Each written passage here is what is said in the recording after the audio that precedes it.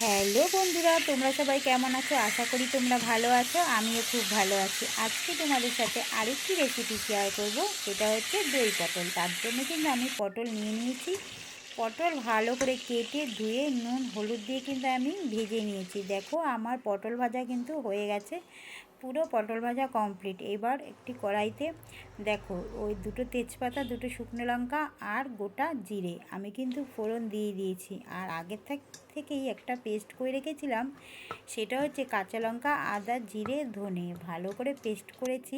সেটাই আমি ওই তেলের মধ্যে দিয়ে ভালো করে কষিয়ে নিয়েছি। আর একটু নুন, একটু হলুদ দিয়ে ভালো করে তেলে কষিয়ে নিয়েছি। আমার কিন্তু দেখো মশলা কষানো কিন্তু কমপ্লিট। এবার ওই যে ভাজা পটল ওগুলো কিন্তু আমি দিয়ে দিলাম। দেওয়ার পর আবার ভালো করে কষিয়ে নিয়েছি।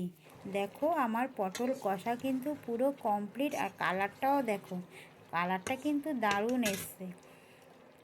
আমার কিন্তু পটল কষানো পুরো হয়ে গেছে। এবার একটু টক দই ফেটিয়ে রেখেছিলাম, ওটাই দিয়ে দিলাম। দেওয়ার পর আবার কিন্তু ভালো করে আমি কষিয়ে নিচ্ছি। দেখো যখন ভালো করে কিন্তু কষিয়ে নিতে হবে।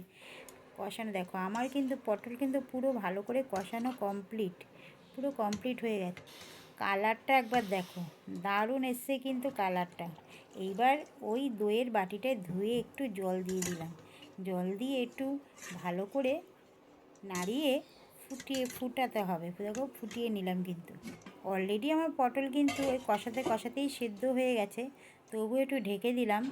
এইবার দেখো পটলের কালারটা দেখো, জাস্ট অসাধারণ। আমার কিন্তু রেডি হয়ে গেছে পটল, দই পটল কিন্তু রেডি। দেখেছো কালারটা কি এসছে? দারুণ কিন্তু কালারটা এসছে। এইবার একটু আমি ওর উপর দিয়ে একটু ঘি দিয়ে দিলাম। ব্যাস আমার কিন্তু পুরো রেডি দই পটল। এবার একটু ভালো করে আবার একটু নাড়াচাড়া করে, হালকা একটু নাড়াচাড়া দিয়ে আমি কিন্তু ঢেকে দেব। কিছুক্ষণ ঢাকনা খুলেই দেখো কালারটা দেখো, জাস্ট অসাধারণ। একদম গরম গরম ভাতে দারুণ কিন্তু পুরো জমে যাবে। আমার কিন্তু পুরো রেডি।